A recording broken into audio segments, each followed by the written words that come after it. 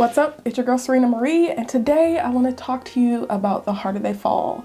I know I'm a little late, but I watched this movie again for the second time yesterday, and I enjoyed it so much the first and the second time that I just felt like I needed to make this video. If you haven't seen it, go watch it. There will be spoilers. This video is going to be pretty long, so buckle up. Let's get into it.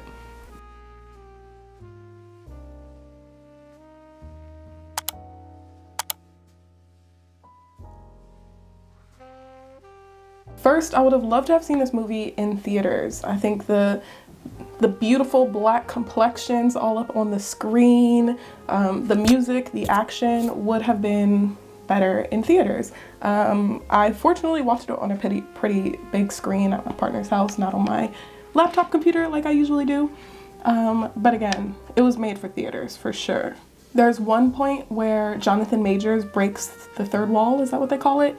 And I just feel like it would have been way more impactful on the big screen. So the director begins this film by letting you know that although the story is fiction, the people in this film existed in real life. I was watching an interview that he did, and he felt like it was really important to remind people that Black people existed in the West. At this time period where Westerns were depicting, there were Black people, and he wanted to make a movie about them. And he did an excellent job. So let's go through the cast real quick. It won't actually be quick. There's a lot of people and I love all of them. Also, I'm looking down at my laptop at my notes. I love Black people, and there's Black people all up and through this movie. So every time someone came on the screen, I found myself just smiling more and more and more. So first, the main cast, we have Jonathan Majors, Idris Elba, Regina King, Lakeith Whitfield, and Zazie Beetz, who we'll talk more about later. RJ Cyler, I believe is how you pronounce his name, who was my favorite person in the whole movie. Eddie Gathegi, I think. Daniel Deadwyler, and Delroy Lindo. Those are all the people who make up what I would call the main cast. Then we have appearances by some of my other favorite people. First, everyone's least favorite uncle, Michael Beach. I say that because I'm pretty sure he was in Soul Food. This man is not listed on the cast list on IMDb or Wikipedia, but I'm pretty sure like he's the father in the film anyway. But I think about Soul Food whenever I see his face. If you haven't seen that movie, go watch it. And then we have DeWanda Wise, Dion Cole, who I love. I think he's hilarious, and his curls were popping in this movie. I loved it. Damon Wayans Jr., another love of my life. Woody McClain, and then I have to give a special shout out to Akilah Cornelius, who plays the Blue Woman. That's what her name, the character's name is on IMDb, the Blue Woman. She's dancing when Stagecoach Mary first enters the bar to try and buy it from Idris Elba's character. She's like dancing her way through the room. Beautiful, beautifully done. Let's get into the plot. There will be spoilers, obviously. So the first scene is a mother and father being killed by what who we assume to be Idris Elba's character. We don't know why, but he shoots them both dead and etches a cross into the face of a young Jonathan Majors, Nat Love. So Jonathan Majors' character, Nat Love, I'll be referring to the characters by the actors' names because I can't remember all of the characters' names. Anyway.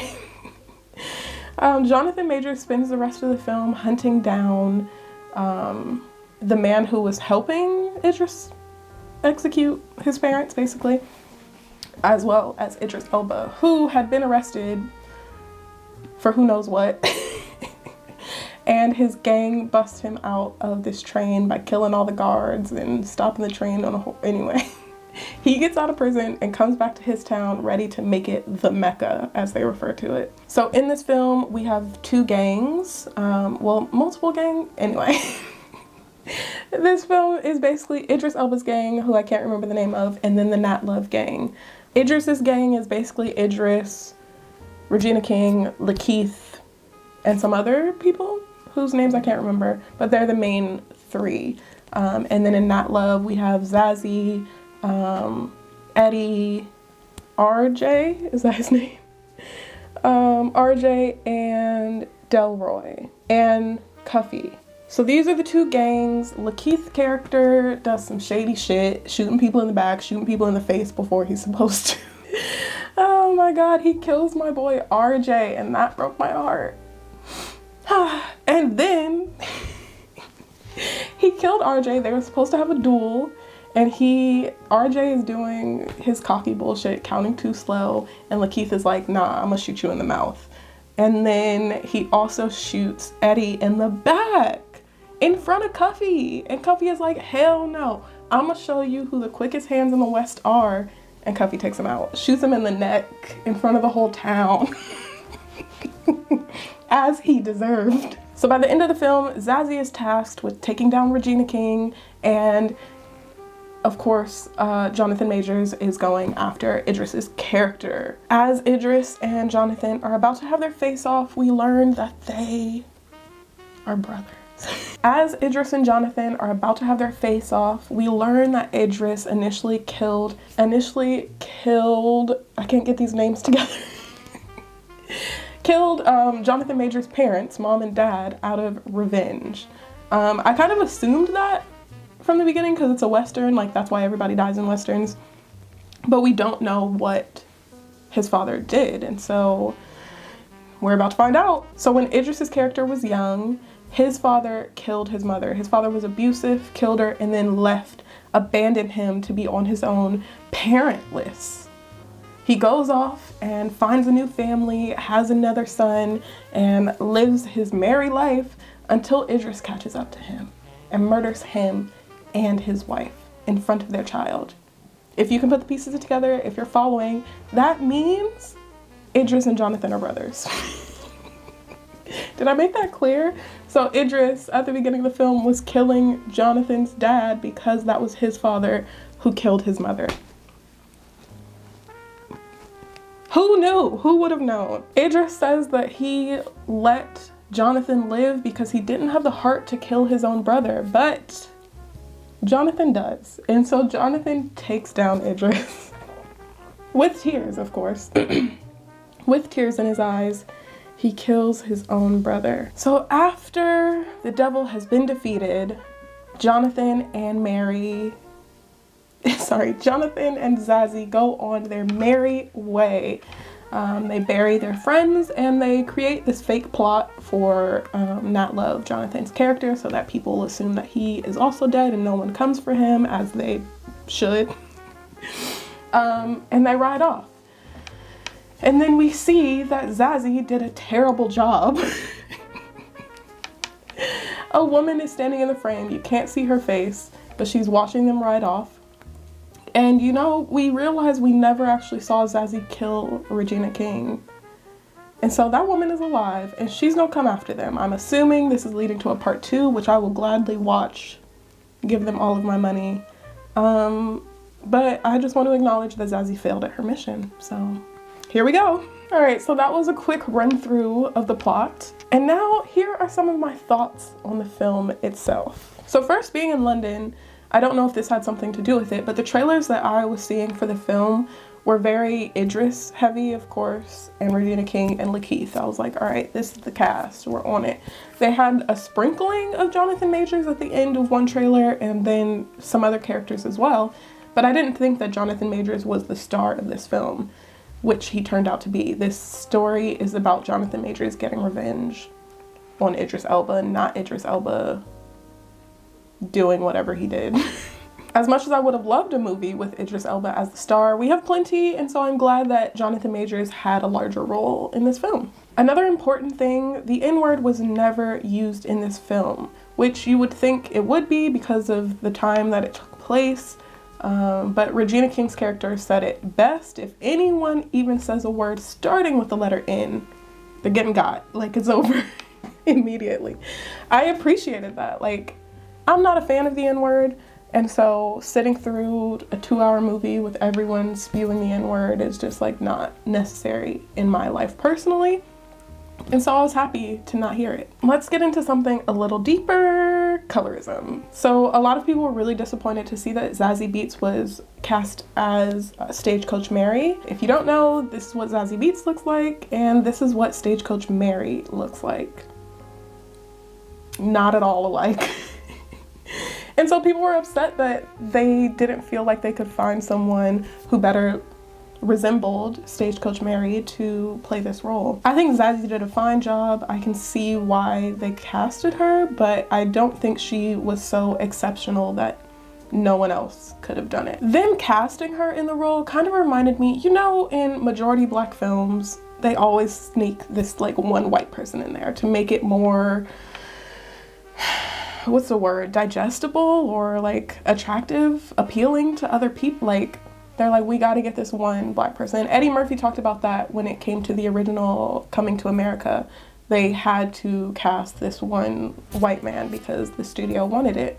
So casting this light-skinned person in the role kind of felt like the same thing, especially because she was the love interest. Like, they couldn't imagine a plus-size, darker-skinned woman being in that role. In order for this woman to be attractive to a larger audience, they had to be light-skinned. She had to be light-skinned. That's what it felt like. I don't know if that's their intention, but that's what it felt like. A little comment on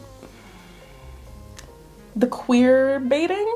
Can we call it that? The teasing at an LGBT relationship or identity in this film. So Cuffy, who I loved,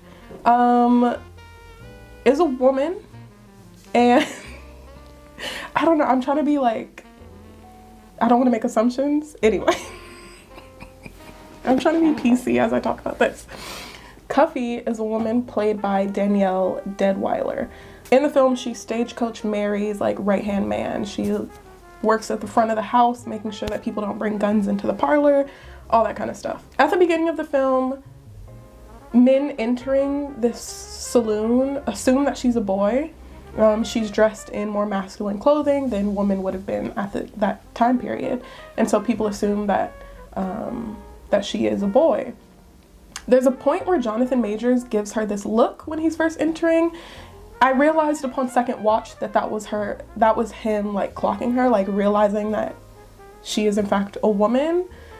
But the first time around, I thought that he like had eyes for her. I thought he was interested in her the way that he was looking. Because I knew it was a woman, but apparently you're supposed to think it's a boy. Another character further along into the movie, she has to dress up like a woman. She has to put on a dress to rob a bank. And one of the characters was like, oh my God, I thought I was falling in love with a boy for a minute, when he realizes that she is in fact a woman. I know. Anyway, I did have to remind myself that at the time, women weren't meant to dress in more masculine fashions, the way that we can freely wear whatever we want now. So I guess it's more understandable that that assumption would have been made. But along with that, they kind of tease at Stagecoach Mary, Zazie's character, being bisexual. Like there was something between the two of them when Jonathan Majors was out of town.